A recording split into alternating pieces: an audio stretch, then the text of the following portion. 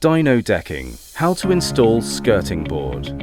Our composite edging trims are 2.2 meters in length, 70 millimeters in width and 10 millimeters thick.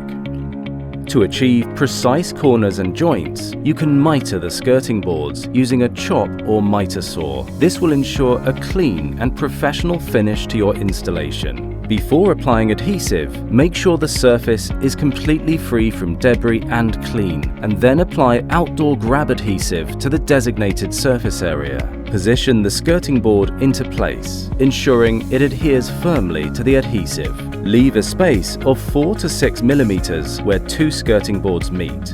This gap is crucial to accommodate expansion.